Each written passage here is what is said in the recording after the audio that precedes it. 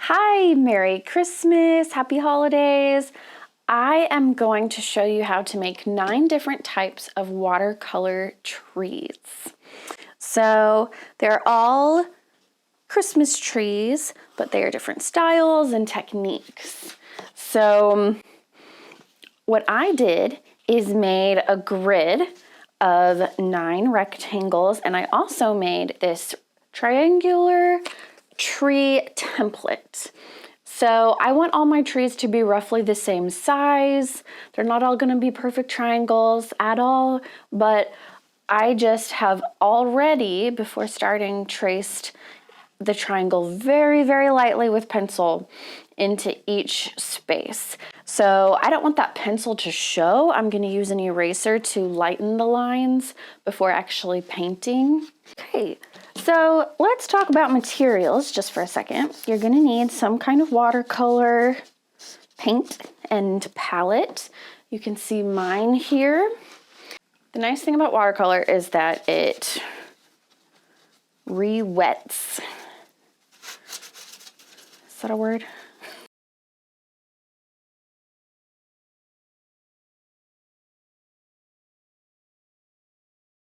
Watercolor washes off of slick surfaces like this very easily, which is great.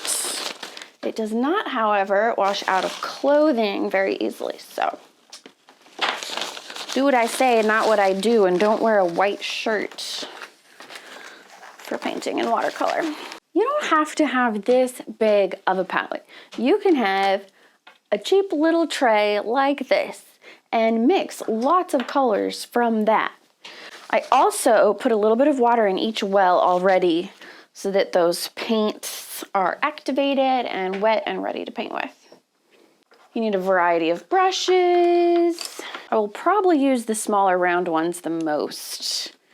So one of our triangles is going to mask out a perfect triangle. So if you have regular masking tape, you can go ahead and put that down on one of them. I also am using masking fluid. It comes in bottles like this, where you unscrew the top and there's a needle dispenser that it comes out in very thin lines or dots. It also comes just in a bottle that you can use just a toothpick. When it dries, it protects the white paper and you can paint over it and save that white spot to paint a different color later. So if you want to do yours just like mine, I have some ornament type spots saved in the 3rd, 5th, and 8th spaces, but it doesn't really matter. So I'm just going to demonstrate really fast. If you clean off the lid, you can use that as a mixing area. So you have your basic green. You need to have paper towel readily handy. It is just as much of a tool as your paintbrush is. So you can mix other colors to adjust, and water will lighten it. So you can mix blue into it to make it a blue-green. You can mix brown. You can mix really any color. I would encourage you to experiment with what mixing a bit of all the different colors into your green would look like. If you want it to be a more dull green, you can mix in a few different things. You could do red, which is the green's complement or opposite on the color wheel. You can mix in brown. You can mix in a near complement like orange. So just kind of see what you like. It's nice to have a variety of saturation in your colors, not just bright. So for one of my trees, I want to build up the different values. So with watercolor, you usually start with light and go to dark. So I'm going to do just an irregular all over. I want to leave some white, but cover a lot of the area. The value refers to how dark or light a tone is. One of the keys to making something, anything in nature, look natural and organic is that it be irregular. So that's the first step of this one. We're going to let it dry and come back. So this bottom left rectangle is another one that I want to dry before doing another step. I want there to be a little bit of variance in the color, but it's going to be a simple overall shape. So I'm going to keep my shape pretty simple. Notice I'm using a wider brush so I can cover more area at once and keep it smooth without it drying too fast. So we are going to fill this one in more.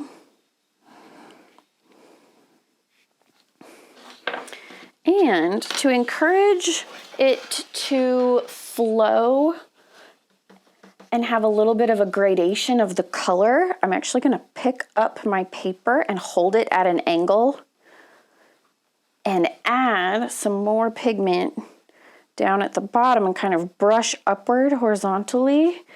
And I might even wipe off some paint from my brush to help it run out and get lighter. So I want it to get lighter at the top and stay darker at the bottom. If you add too much and the top of it gets dark when you didn't mean for it to, you can, while it's still wet, very quickly lift off some paint. So you can use a clean area of paper towel and press down to lift some of that color out, but I don't want to because it's okay.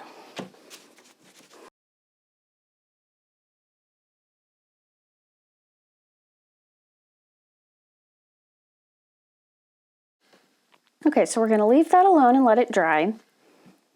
Up here in my masking tape triangle, I want to do some wet on wet textures first. So to help it stay smooth and stay wet longer, not dry too fast, I'm going to take clean water and lightly brush over the area to make it damp.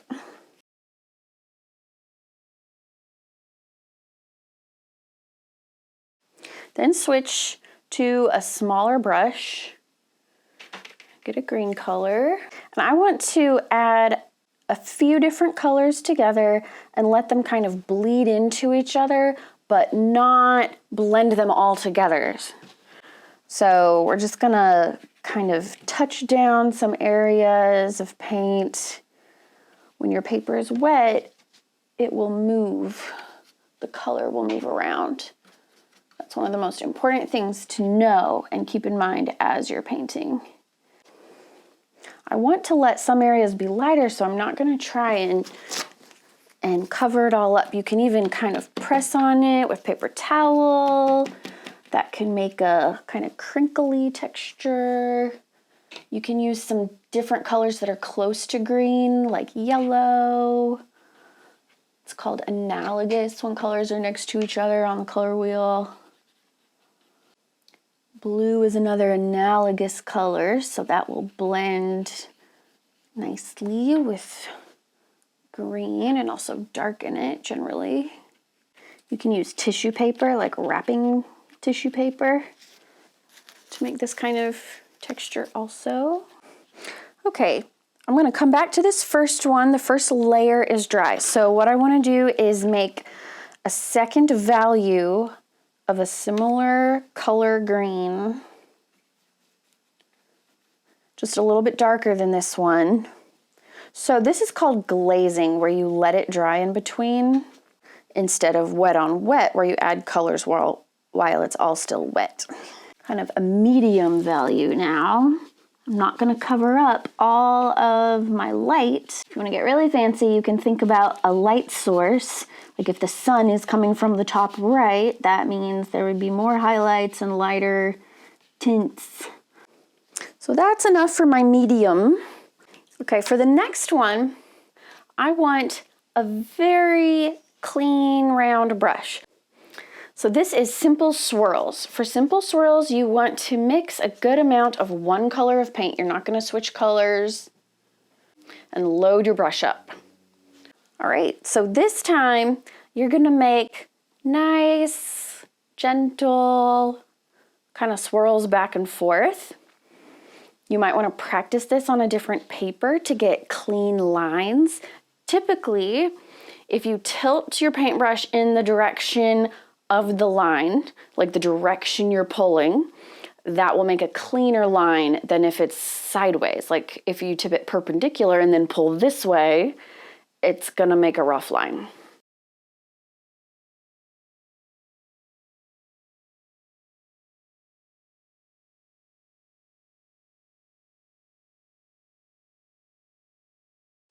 If it's not perfect, no worries.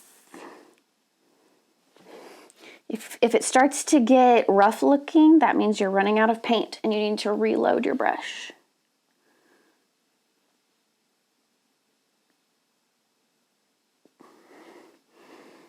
Okay. We're gonna come back to this later once it's dry. For the next one, you need a small-ish round brush, not tiny. We're gonna do this one right here called Spaces. And that is just leaving spaces in between your layers of color, or layers of branches. So we're just gonna kind of make like an irregular up and down zigzag stroke. Smaller at the top, and you roughly stay inside of your triangle area, but it doesn't have to be precise. It can be, it's okay if you have a few extra strokes that aren't attached. I'm adding just a little bit more paint while some of the areas are still wet to give it just a little bit of color variation. And that is actually the main focus of our next, this color contrast area. I'm gonna use a bigger brush for this because it's easier to go fast with a big brush. And so the timing does matter for this. So start with a pretty light tone. You can generally fill in your triangle here, but then also make the edges look a little bit branchy. All right, so we have a fairly even light area. Now I want to get a lot darker version of that same color and kind of brush the same like pattern of suggesting the direction of the branches. So again, leave some light area. This is like the wet on wet up at the top left, just with a little more purpose, a little more mindfulness towards the texture of the tree.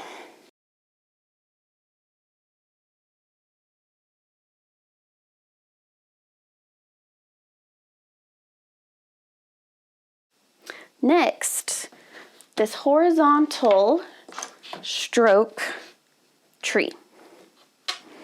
What you're gonna do, if you have one, take a flat brush, kind of medium-sized would be good. Mine is about 1/2 inch. You want the bristles to be nice and clean, coming together to a point. So the way you smooth them down on the palette itself to help them come together and like a sharp line across. Then you're gonna keep your brush facing the same direction. Don't twist it like this. You want to keep your brush horizontal and just pull it back and forth a little. I'm actually going to leave the top bit and come back to it with a smaller brush. And just keep your strokes nice and wide. Whoa, this got really big. Okay. With a smaller, pointier brush and the same color, I'm just gonna finish off the top because that brush was too big to do this. You can go back and add tree stumps if you want. If so, I would use different colors for those. You don't have to use brown. Sometimes bark is actually more gray looking than brown. And it doesn't have to be filled in. You can just try different things with each one. Okay. Back to our building values tree. We want to make a darker color. Again, don't cover up all of either of your first two, light and dark. Just do some here and there.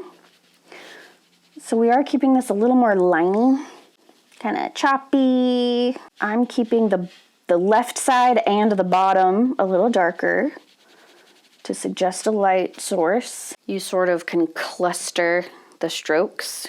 Just want that to still look irregular. Okay, so now if I look at this, I can see all three different values, all three different glazes.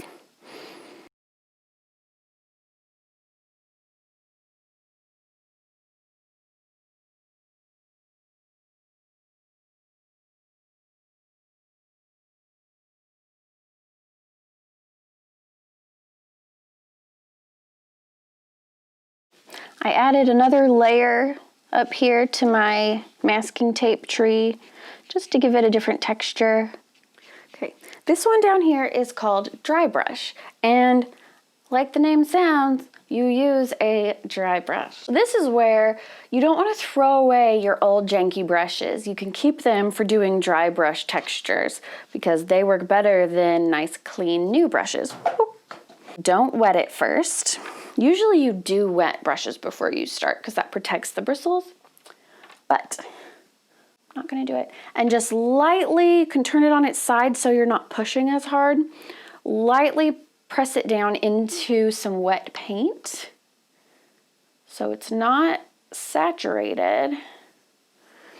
And then same thing, turn your brush sideways so you're barely touching the surface of the paper. Again, irregularity is one of your goals. So you just want this rough look.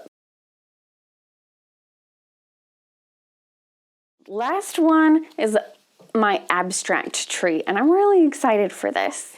We're basically just gonna make lots of angles and triangles with one continuing line all the way up the shape of the tree.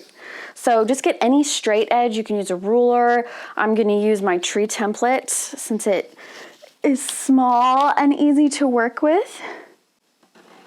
Woo! It didn't work well. I'm using a micron pen. It's waterproof. It's very important that you use a waterproof pen for this. A thin black Sharpie works great also.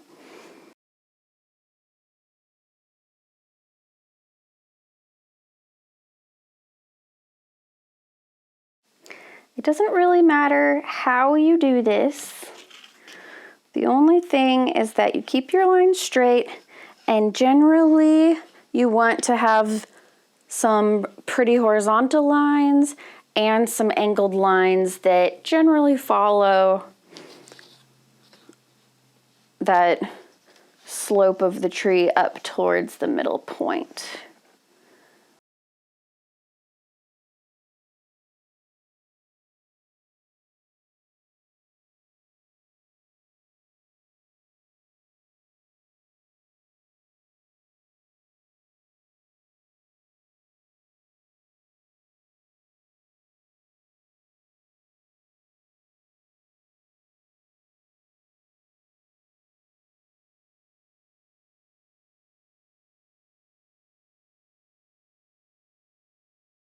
Then, when you have lots of crazy lines and different shapes of triangles, you fill in just a few, not many.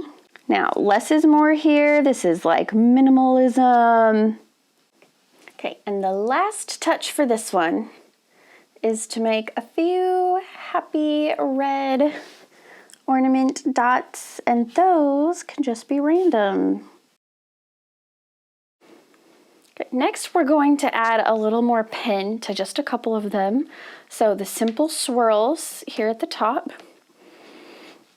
I'm gonna add a pen line following the same swirly pattern, but it doesn't have to exactly match. It'll be sort of whimsical looking that way. And then I'm also going to add some ornament circles or partial circles, different sizes. You don't have to close in the black line on every one.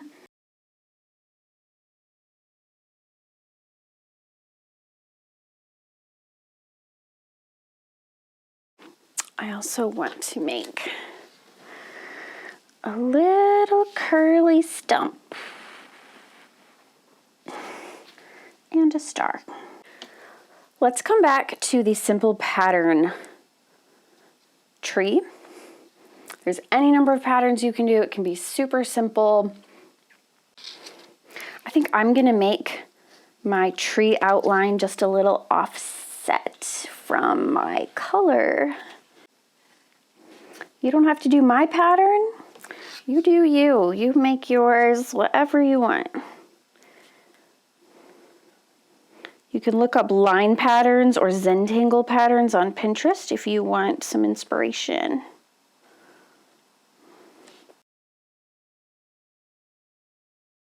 Okay, next, this is gonna be fun. We're gonna remove the masking fluid and the masking tape.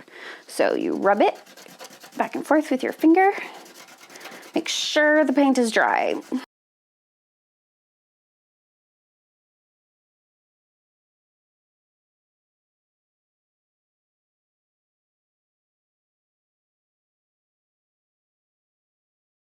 Yay, I love how that one turned out.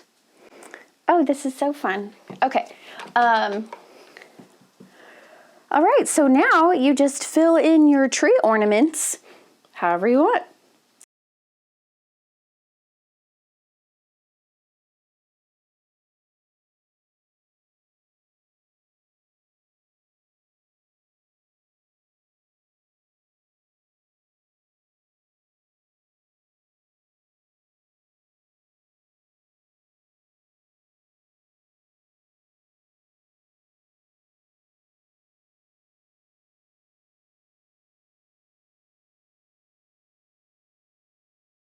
I am gonna add a darker line, still horizontal, with my skinny brush to this one, but that's it, I think.